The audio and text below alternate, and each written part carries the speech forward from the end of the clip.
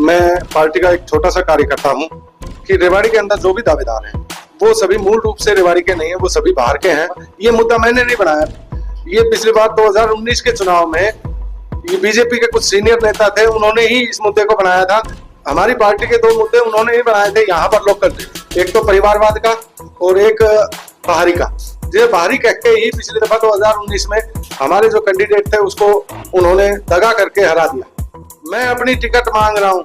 सबसे बड़ा मुद्दा अभी जो कमेटी में चल रहा है भ्रष्टाचार का क्या है, तो कमेटी में भी जो चेयरपर्सन है कहीं ना कहीं बीजेपी की है। बहुत अच्छी चेयरपर्सन है, लेकिन ये अधिकारियों के ऊपर बात आती है। ये अधिकारी जो है ये अपनी मनमर्जी चलाते हैं और इन अधिकारियों की वजह से सरकार का जो आम जन में जो सरकार की विश्वसनीयता बननी चाहिए थी वो नहीं।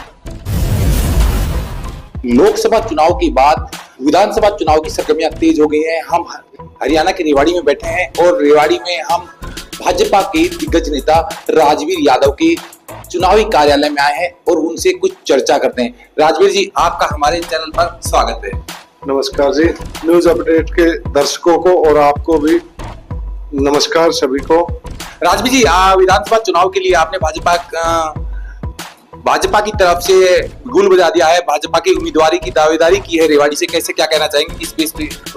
मैं पार्टी का एक छोटा सा कार्यकर्ता हूं और यहाँ हमारी पार्टी ही एक ऐसी पार्टी है जो छोटे से छोटे कार्यकर्ता को पता नहीं कहाँ पहुंचा दे। वो एमएलए की टिकट भी दे सकते हैं और छोटे कार्यकर्ता ही, अभी आपने पीछे देखा होगा राजस्थान के चुनाव के बाद सीएम बनाया, तो जिसने पहली दफा चुनाव लड़ा था वो आज राजस्थान प्रदेश का मुख्यमंत्री है। ये हमारी पार्टी का ही एक है जो कैडर बेस्ड पार्टी है जो लोगों के दिलों में बसती है। ये बात आपने सही कहा कि कैडर बेस्ड पार्टी है और लोगों के दिलों में बसती है, लेकिन आपकी पार्टी से देखा जाए तो रेवाड़ी में लगभग 1 दर्जन के करीब उम्मीदवार अपने दावेदारी पेश कर रहे हैं कि मैं इस बार रेवाड़ी में मेरा चेहरा होना चाहिए। तो आप अपनी दावेदारी को किस तरह मजबूती से दिखाएंगे? जी, मैं आपको बताना चाहूंगा कि रेवाड़ी के अंदर जो भी दावेदार हैं वो सभी मूल रूप से रेवाड़ी के नहीं है, वो सभी बाहर के हैं। और रेवाड़ी इस चीज का मतलब कि पार्टी इस चीज का ध्यान रखेगी कि रेवाड़ी का लोकल कोई कैंडिडेट है तो उसको आगे बढ़ाया जाएगा। और मैं पार्टी का एक छोटा सा पदाधिकारी हूँ, पार्टी के लिए कार्य कर रहा हूँ। पार्टी जो भी चुनाव में जो भी जिम्मेवारियां देती है मैं बखूबी उनको निभाता हूँ और आगे भी निभाता रहूंगा। देखिए, राजवीर जी ने एक मुद्दा बनाया है कि जो और लोग यहाँ से दावेदारी कर रहे हैं टिकट के लिए वो लगभग सभी बाहरी हैं और ये चुनाव में एक चर्चा रहती है कि इस बार बाहरी उम्मीदवार को वोट ना दी जाए। तो कभी इस बार ये चर्चा बनी है कि यहाँ भी टिकट के लिए बाहरी उम्मीदवार को टिकट ना देकर यहाँ के लोकल को टिकट दी जाए और उसी के बेस पर राजवीर यादव अपनी दावेदारी मजबूत करें। राजवीर जी, आप किस बेस पे किन मुद्दों को लेकर रेवाड़ी से चुनाव लड़ने के लिए उठ रहे हैं? क्या है आपका बजट? जी, मैं आपको ये बताना चाहूंगा, ये मुद्दा मैंने नहीं बनाया।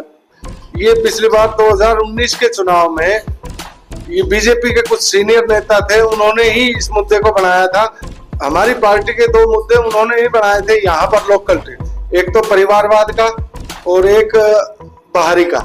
ये बाहरी कह के ही पिछली दफा 2019 में हमारे जो कैंडिडेट थे उसको उन्होंने दगा करके हरा दिया।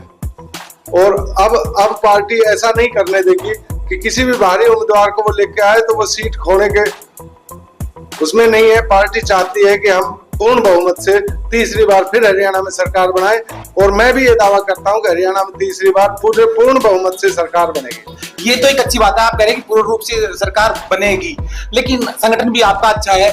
लेकिन कहीं ऐसा ना हो कि बाई चांस टिकट फिर उसी तरह बाहरी को मिल गई तो क्या आप उनके लिए जुटेंगे या अलग से बिगुल बजाकर मैदान में खड़े होंगे? जी, मैं पार्टी का एक कर्मठ कार्यकर्ता हूँ।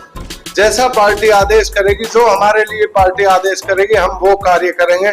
मैं अपनी टिकट मांग रहा हूँ और पार्टी को अगर मान लो उचित नहीं लगा कि भाई राजवीर को अभी चुनाव नहीं लड़ाना, संगठन में और कार्य करवाने हैं, तो मैं वो जिम्मेवारी भी निभाने को तैयार हूँ। लेकिन पूर्ण रूप से मैं अब पुरजोर तरीके से यहाँ से टिकट की मांग करता हूँ।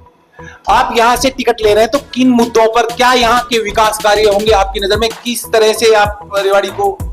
जी, रेवाड़ी का एक बहुत मतलब कि ताजा तरीन मुद्दा कहीं यहाँ पहले से भी चल रहा है कि रेवाड़ी जाम बहुत लगता है सर्कुलर रोड पे, और उसकी मेरे पास ब्लूप्रिंट है, मैंने उसकी तैयारी कर रखी है किस तरह से हम रेवाड़ी को जाम मुक्त कर सकते हैं। और सबसे बड़ा मुद्दा अभी जो कमेटी में चल रहा है भ्रष्टाचार का, ये जो एनडीसी वगैरह का जो भ्रष्टाचार चल रहा है, ये मुद्दा भी बहुत जोर शोर से अभी चल रहा है और इसमें भी हम सुधार करेंगे यहाँ लोकल लेवल पे भी, और आगे भी हम इस बात को पहुंचाएंगे।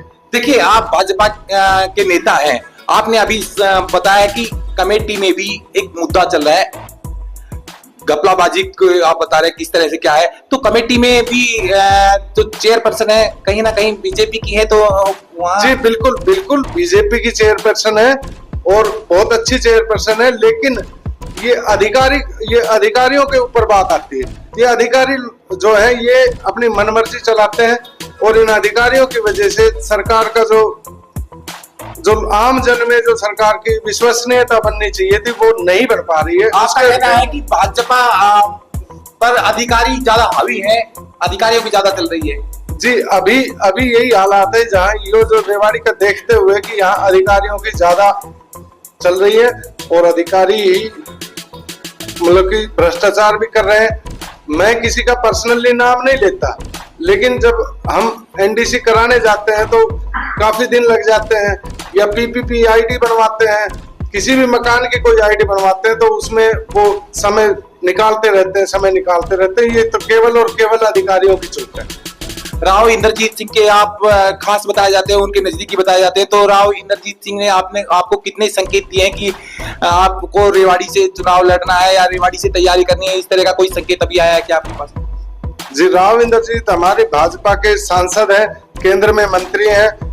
हम पार्टी कैडर के हिसाब से राव इंद्रजीत के पास जाते भी हैं, और भी जो नेता हैं उनके पास भी, जो सीनियर नेतागण हैं उनके पास भी जाते हैं। तो राव इंद्रजीत ने ऐसा कोई इशारा नहीं दिया, ना वो कभी ऐसा देते, क्योंकि मैं राजनीतिक रूप से राव इंद्रजीत को पिछले 10-12 साल से उनसे जुड़ा हुआ हूँ, जानता हूँ। वो कभी ऐसा कोई आदेश नहीं देते या कोई इशारा नहीं देते, जो करना है वो खुल के फिर कर ही देते हैं। ये विधानसभा चुनाव के लिए आप भाजपा उम्मीदवारी के साथ साथ आप किस तरह की आप तैयारी में जुट रहे हैं, वो तैयारी बताएंगे थोड़ा?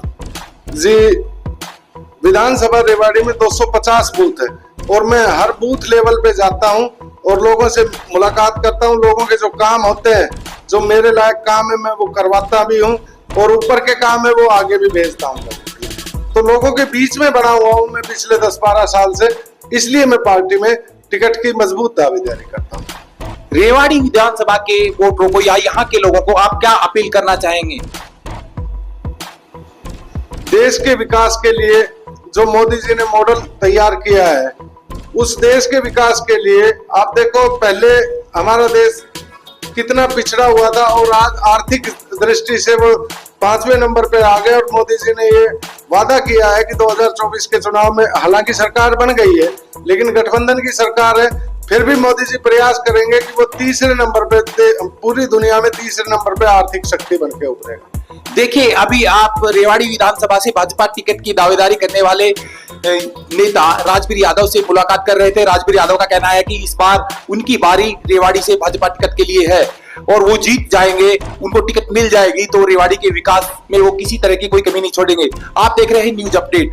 आगे की अन्य अपडेट के लिए देखते रहिए हमारे इस चैनल न्यूज अपडेट को। धन्यवाद।